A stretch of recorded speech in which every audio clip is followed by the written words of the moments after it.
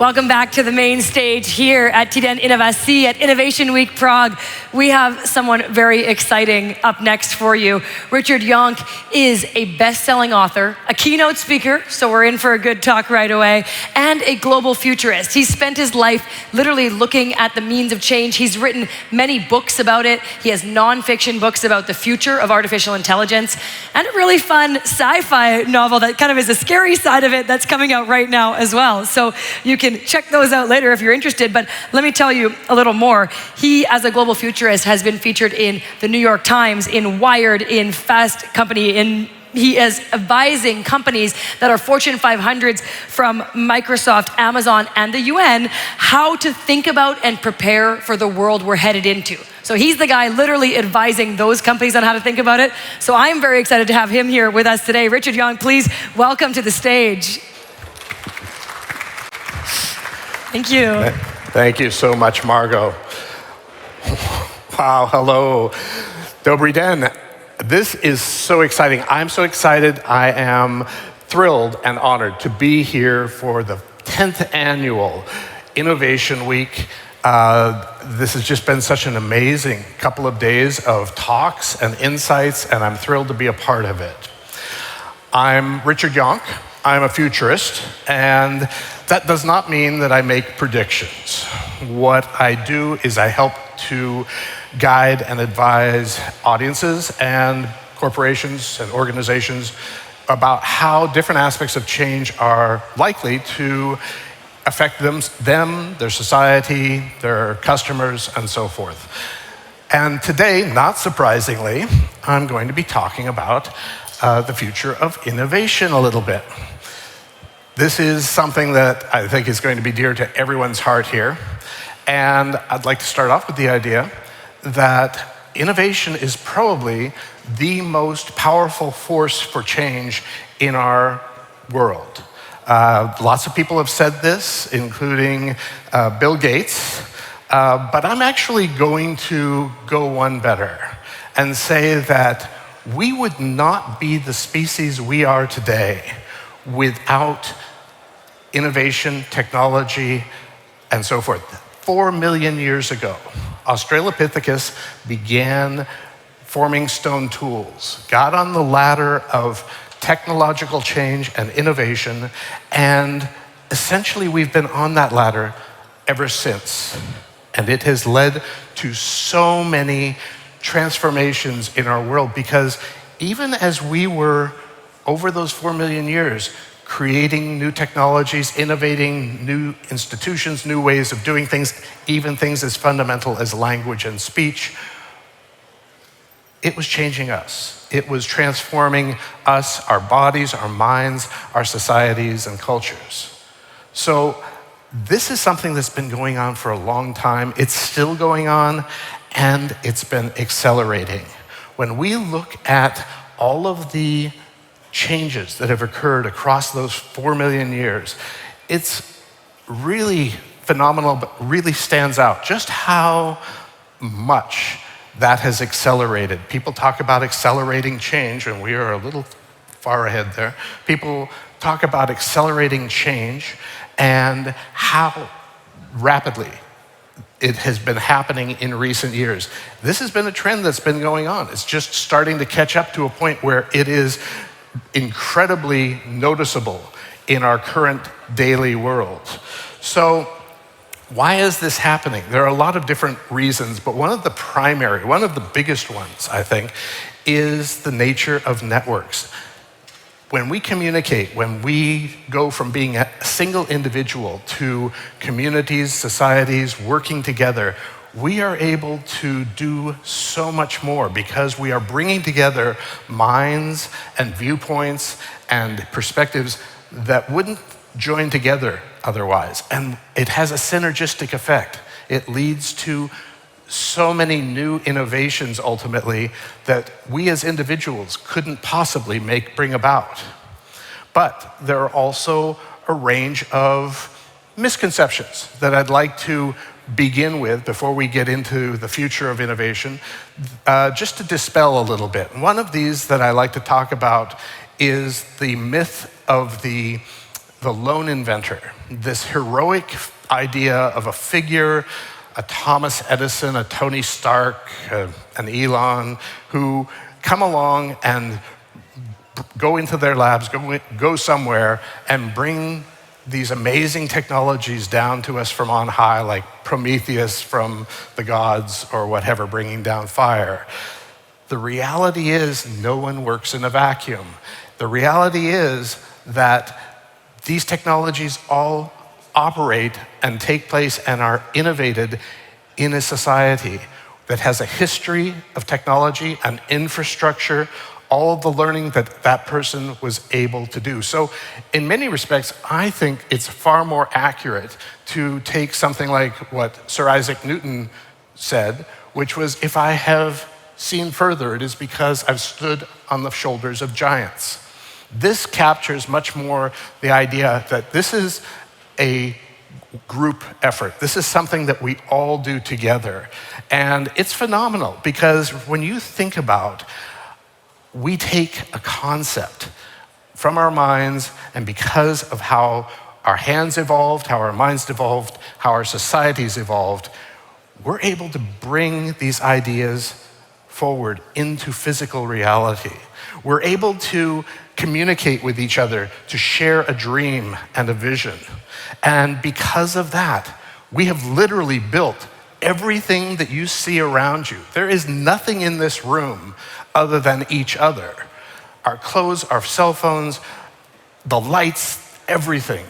We have created this, and it's because of innovation. Another misconception that I'd like to quickly dispel is invention and innovation are not the same thing. Invention is simply one of the stages of innovation. It's something that we do as a creative act, as a vision, but there's so much more that goes into bringing that into reality. The development, the marketing, the diffusion, the adoption, all of these are important in this process. And as you can see, we've had many, even in recent years since the Industrial Revolution, we've had a continuing pattern of this, moving through cycles that arguably are accelerating as well. And we're into one that is dealing with a lot of new capabilities with AI. So artificial intelligence is almost certainly going to be a huge part of our innovation ecosystem going forward. This is something I don't think anybody has any doubt about. We've talked about it so much in the past day and a half. But it's not the only thing. And even more so, everybody has been very, very excited in recent years, very recent years, with generative AI, the likes of ChatGPT, LLMs, transformer models. All of these are incredible. They're powerful, but depending on where you want to measure from, they've been around a few years, possibly less than 10. AI has been going on for 75, 80 years. And it's important to recognize this is just another step. This is another stage. We have a lot of hype going on where we're hearing that generative AI, ChatGPT, Claude, whoever, is going to lead to artificial general intelligence, artificial superintelligence, the rise of the robots, and so on and so forth, Skynet. All of these things are, at a certain level, I'm afraid, hype. These are important technologies. They're scary at a certain level, but they are also our tools.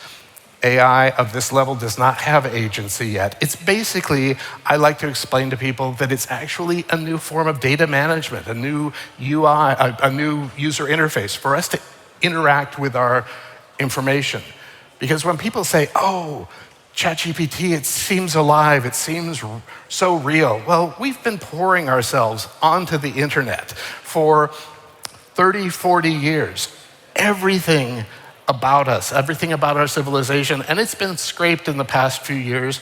And yeah, when it responds, it uses algorithms to average a lot of that information out, and surprise, it sounds a lot like us. It's a mirror. it's reflecting back on us what we have put into it all of these decades. So what's, I believe, really going to happen is in time, we're already developing a lot of different areas of artificial intelligence. These projects have been going on for a number of years. Some of them are continuing. And ideas like spatial intelligence, explainable AI, machine common sense, all of these are important aspects of artificial intelligence that are important to be able to align with human values, with how we need these tools to work with us. We are not going to get to the point where any of these ultimately think exactly like us. I talk about this in my books at great length, that really we're starting from such a fundamentally different point, that these technologies, these AI technologies, they're going to be amazing tools. We want them to be. We want them to do things better and faster than we could do. Otherwise, what's the point? But they are still going to achieve many of these things differently than we do. And that it leads to a range of different types of problems. Where all of this, I believe, is leading relative to our talks and our conference this week is AI-enhanced innovation. The idea that we can utilize these tools to change how we innovate, to literally drive the future innovation of innovation. But not just AI-driven innovation.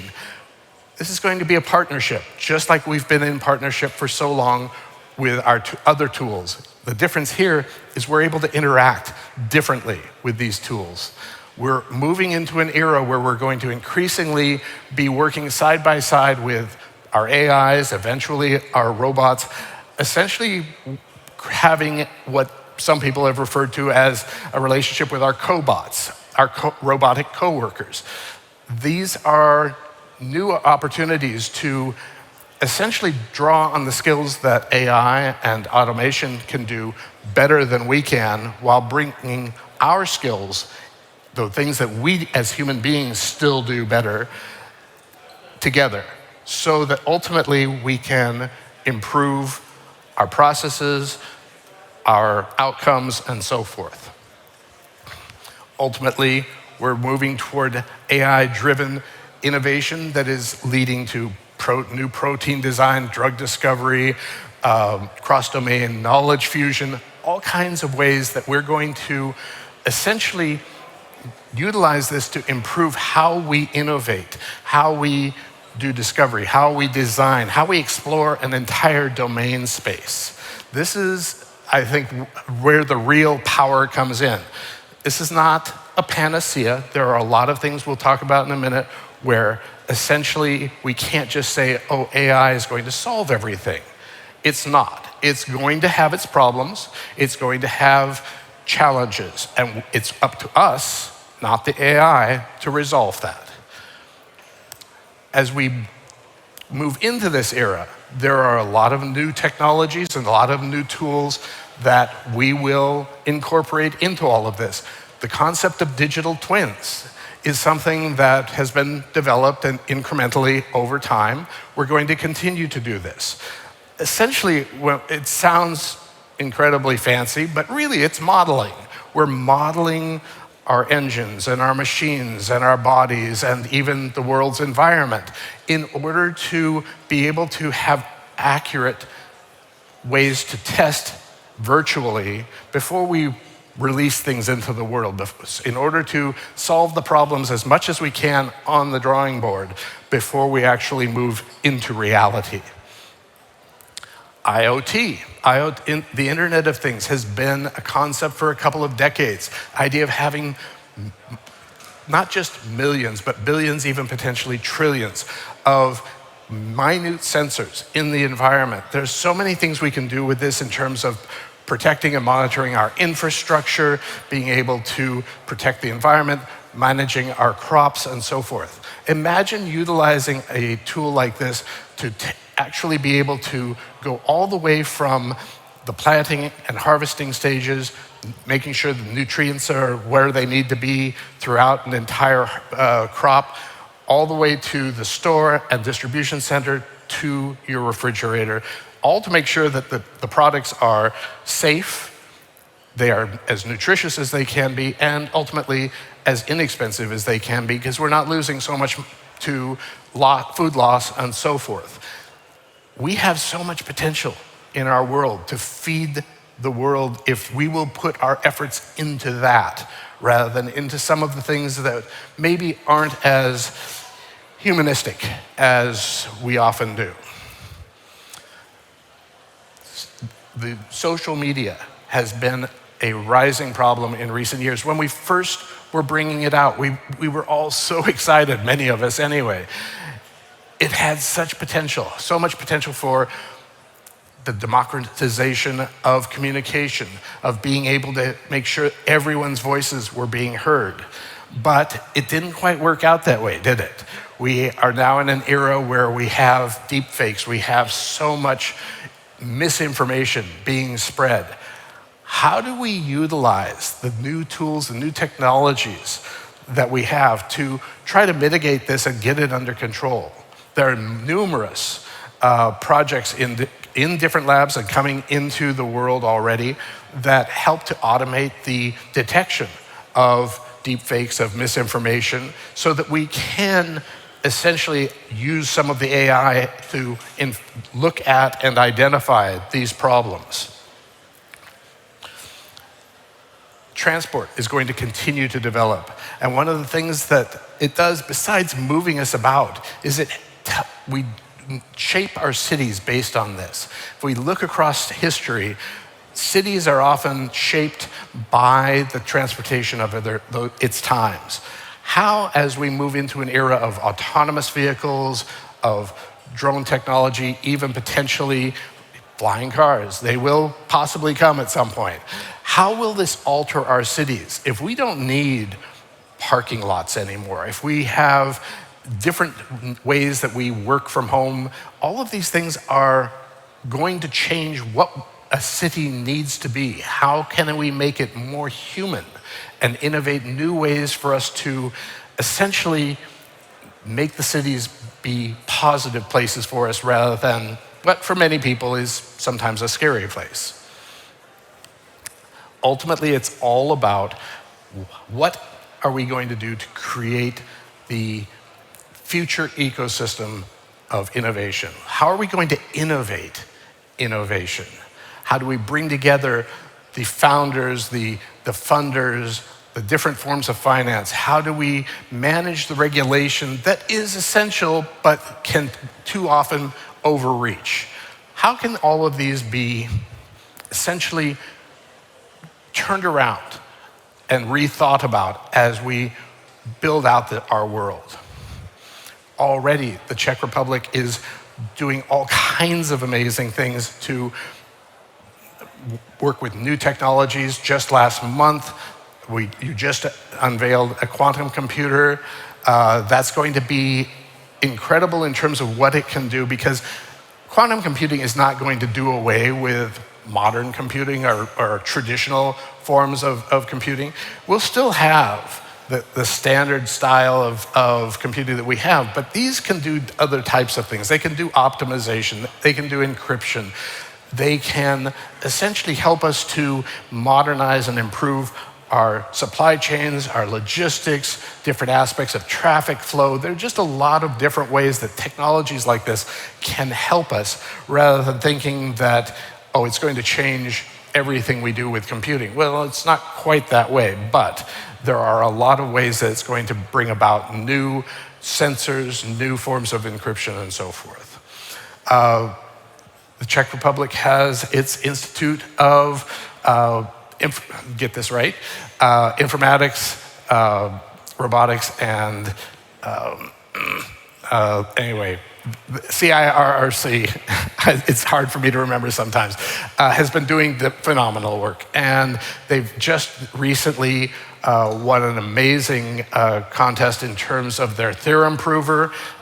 Just blew away the competition. So you should be very proud of this. And they are continuing to do incredible things on the world stage. The AI Gigafactory Hopefully that's going to become a reality. It's a strong chance it will. That's going to give the infrastructure here in the Czech Republic to be able to essentially be one of the centers for AI going forward. So all of these are really, really important. The thing is, we have a number of things to still overcome. Right now, we're in a period where it's not just AI. A lot of different technologies and a lot of different companies have entered into an era where they're focusing far more on the quarterly spreadsheets, the quarterly returns, the shareholder value, rather than what are they creating of value for society, for the end user, for their customers.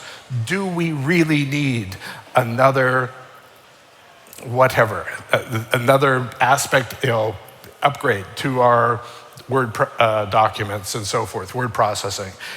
We have got to get this under control because there's no two ways about it. In the innovation cycle, there are continual ups and downs. That's just how it's designed, how it works. But we've entered a period where we are actually overfunding certain projects. Remember where we were with bubbles recently, with the metaverse, NFTs. These are all technologies that will one day be important, that will continue to develop and become very, very valuable. But technology takes time. We can't rush it to the point where just because the marketing and the founders say, it's right around the corner. We've got AGI coming up next year. Well, it doesn't work that way. There's too many realities that have to be dealt with. So we have to deal with our hype bubbles. Ultimately, it's about people. How are we going to deal with problems like AI bias, the different inequities that come about as technology is diffused through society in differing degrees depending on where you are in the economic strata? These are important factors to consider as we look to creating a world where everyone essentially benefits from this new world of technology rather than just people at the top. Workforce loss is something that has been a huge worry for people for a very long time. But it's really come to the fore in the past decade, in part because of some reports that predicted half of us were going to lose our jobs by the 2030s. I really do not think that AI and automation are going to lead to that level of problem and loss, but it's still going to do away with various jobs, just like technology always has as it rolls out. As it happens more quickly, how do we retrain people? How do we deal with the realities of a world where a person who's now in their 40s suddenly doesn't have the skill set that they need? You can't just go back to school for 4 years, 6 years to catch up. We have to change our education system, our economic system, our tax systems, the corporate approach to both retraining and hiring so that we support and recognize the value of our employees and essentially incorporate a lifelong learning model where our society begins to think, it's not just about going to school till I'm in my early 20s or late 20s and then I'm done, but that there are ways that we can have ongoing certification, ongoing training, upskilling, even within the corporate structure, so that people's lives and that legacy knowledge are not so disrupted over time. All of these are leading to an amazing sets of future tools that, as so many, most tools that we create have incredible opportunities, incredible positive aspects, but nearly every single one also has risks and challenges as well. How do we anticipate and deal with those challenges going forward? One that I often talk about is technology assessment. The idea of using AI-enhanced technology assessment, I think, is really a way to get around this. The US from like the 1970s had the Office of Technology Assessment became a model around the world. Unfortunately, due to some political matters, that went away in the US. There's been some replacement. But what if technology assessment became an early stage part of every innovation cycle, that founders actually had access to these tools to be able to understand what are the problems, what are the possible ways that the primary, secondary, and tertiary knock-on effects of this new technology being brought out, how it might affect people that we aren't otherwise anticipating, and what can we do to create safeguards, to put on guardrails, and so forth, rather than waiting until the horse is out of the barn. Ultimately, it all feeds into anticipatory governance. We've talked about a little bit about the idea of AI governance, that need to be able to have degrees of regulation and policies in place and so forth.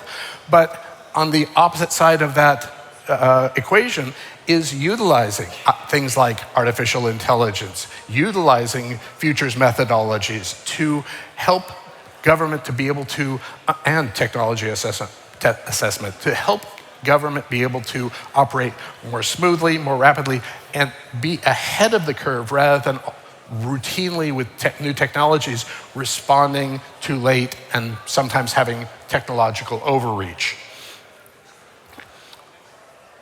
When it comes down to it, what we really want to think about is how do we make our products better for humanity? Is it really that important that we are able to deliver a pizza 3 minutes quicker versus getting life-saving assistance to someone in need that much quicker? Think about what we can do to drive forward humanistic technologies and use cases so that we can have a better world. We have the potential to feed everyone on this planet if we will only use the tools that we have. It's not that impossible, but we also do spend an awful lot of time doing things that are to its detriment. Ultimately, this is about how do we create a world that is not just better for ourselves, but for our children, our children's children, and for the generations to come.